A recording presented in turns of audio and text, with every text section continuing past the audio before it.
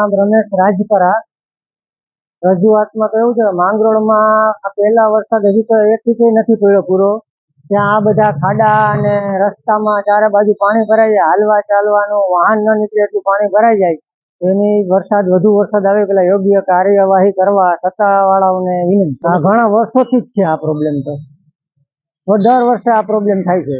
આવા માંગરોળમાં તો ઓછામાં ઓછા 10-15 વિસ્તાર છે, એટલે એના વહેલાસર વધુ વરસાદ થાય પેલા નિકાલ કરવા સત્તાવાળાઓને વિનંતી કરીએ। રવિભાઈ ધોલિયા, માંગરોળ, જુનાગઢ જિલ્લો। દર વર્ષે ની જેમ જ સામાન્ય વરસાદ થાય, 1-2 ઇંચ વરસાદ થાય એટલે શહેરમાં ઠેર ઠેર જગ્યાએ પાણી ભરાય છે। એમાંય ખાસ કરીને જૂના બસ સ્ટેન્ડ વિસ્તારમાં વર્ષોથી પાણી ભરાય છે। 4 રસ્તા જે પાણી ભરાય છે, રાહદારીઓને ચાલવામાં ઘણી તકલીફ પડે છે। વર્ષોથી પાણીનો નિકાલની કોઈ વ્યવસ્થા નથી, પાણી ભરાય છે, માણસો હેરાન થાય છે, પરેશાન છે, સ્કૂલે જનારા બાળકો અને વૃદ્ધ માણસો પણ હેરાન થાય છે। છતાંય વર્ષોથી આ બાબતે પાણી ભરાય છે, એના નિકાલની કોઈ વ્યવસ્થા કરવામાં આવતી નથી ને થઈ નથી। મહેરબાની કરીને તંત્ર આ બાબતે થોડું ધ્યાન આપે અને પાણીના નિકાલની વ્યવસ્થા સત્વરે થાય ને વર્ષો વર્ષ માંગરોળની શહેરને આ પાણી ભરાવાના પ્રોબ્લેમમાંથી છુટકારો મળે એવી અપેક્ષા।